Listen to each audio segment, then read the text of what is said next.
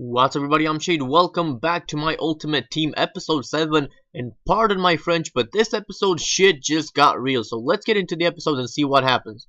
So first of all, Juan Jesus comes off, Chiellini comes in, the big man Chiellini, and then Cáceres comes off, and Ogbonna comes in for the best partnership last year, and then Nocerino comes off, Vidal comes in, and then Armero comes off, and the Pharaoh himself, El Shaarawy comes in.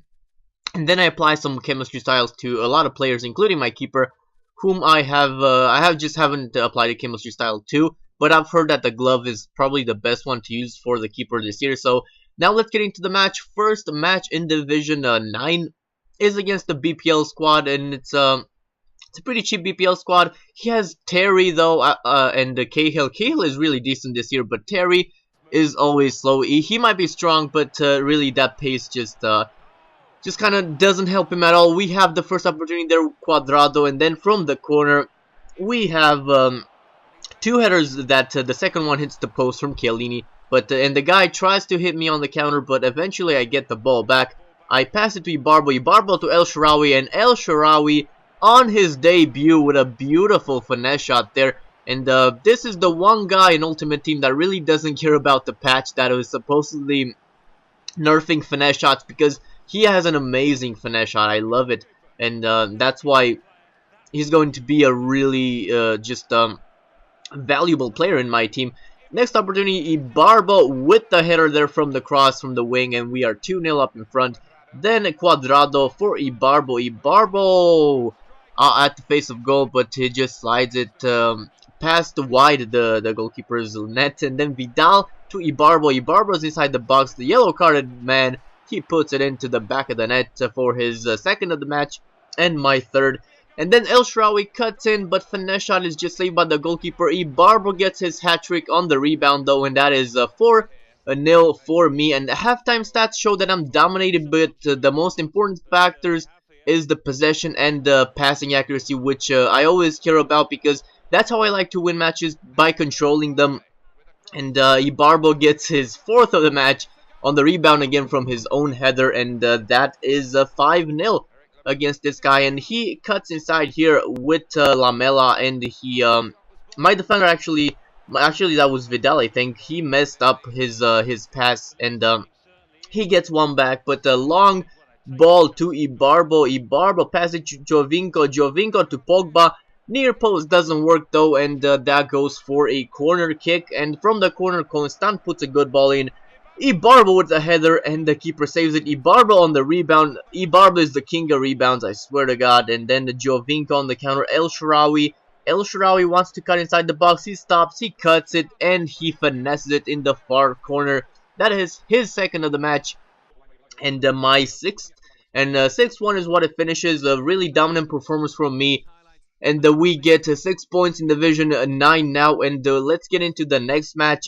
And this was an interesting match. So this guy, he has a very, I want to say sweaty Serie A squad. It's very cheap, and he has a very pacey and strong front three. He gets the first opportunity here. This guy shot from every single angle that he wanted. He gets the first shot there, and then I have an opportunity here with Ibarbo hitting the keeper and then the post. And this guy really knew how to pressure. But my problem with him was that he spammed 1-2 chip balls. But you'll see that in a little bit, because I just got a penalty, and I'm going to take it with the newcomer Vidal, who is amazing at penalties. And I opt to go on the top right. He goes on the bottom left. So needless to say, I put it into the back of the net. 1-0. But there it is, the long that wasn't a chip throw ball, but it was a 1-2. All he did, like, first I thought this guy was good, but then I was editing and I changed my mind, because all he did was just spamming them, and the ones that just got through were the ones that were successful, because he always tried them. But I'm not making excuses. He gets a penalty here after a tackle inside the area, and he puts it in the bottom right corner. And now I'm trailing. I have a corner here, Chiellini or Ogbonna, I believe, and the keeper saves it. I have a free kick here. This time is Chiellini, but he cannot put it past the goalkeeper. So many chances, but then he has another over the top long after a 1-2, and he puts it in the back of the net. So 3-1. I really was annoyed by that. Halftime, he is neutralizing my possession. My passing is decent, but my possession is low, which means I'm not comfortable with his pressing. So I always thought that this is what you would expect from a Division 1 player, to just not be a good player necessarily, but just spam the fuck out of those balls. But Abate gets me one back, so now it's 3-2. And then I just try to pick the ball up, but don't you just hate it when that happens? Like, your player is just acting completely retarded then, but eventually I pick up the ball. And I just try to get back in the game. He has an opportunity here with Constant. He doesn't care about the angle. He shoots from everywhere. Marchetti pulls off a great save though. But then Muriel is inside. Keeper, a great save. But then on the rebound, Cuadrado puts it in for 4-2. 82nd minute, I knew there was little chance for me to come back now. So I went on ultra attacking, and that left me really open at the back. And he chips it on the counter attack to make it 5-2. And I didn't feel humiliated, just because I was very much into the game up until I conceded the fourth. And unfortunately, we lose 5-2. The end time stats show that he has been pretty dominant. So again, I'm not making excuses. The third match is just a single match with my Russian team, because I was trying to get some fitness back on my players on my main squad.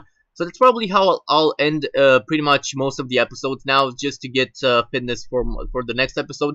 But yeah, as these highlights, which will only be goes in the single match, go, I'm just gonna talk about. So what I mean, I'm not going to make excuses anymore, because last year when I lost, especially in that manner against the spammer and rusher, I would always get really annoyed and blame scripting and everything, even if it's not, if it wouldn't be the case. But this year I'm going to try to, but not blame it on myself, but put it on myself. So if I cannot beat someone, it's just about me. Like, I need to get better. I need to learn how to defend 1 or 2 chip through balls. And I've tried everything. Last match I tried pressing, I tried marking. Nothing seemed to work, and everybody in the community is saying the same thing. They're undefendable. But just one thing to neutralize or to play against people that rush. And look at that that finish from Jibril Cisse. That fancy little flick on the with the heel from the pass there. Nice goal in the single match, and we are winning 4-1, which is what it ends. But yeah, no excuses this year, guys. If I lose fair and square, even if it's against an opponent like I had the second match. But he was a pretty good player in the end. He beat me fair and square. But if you guys enjoyed this episode, leave it a like. I've been Shade. Thank you for watching. Goodbye.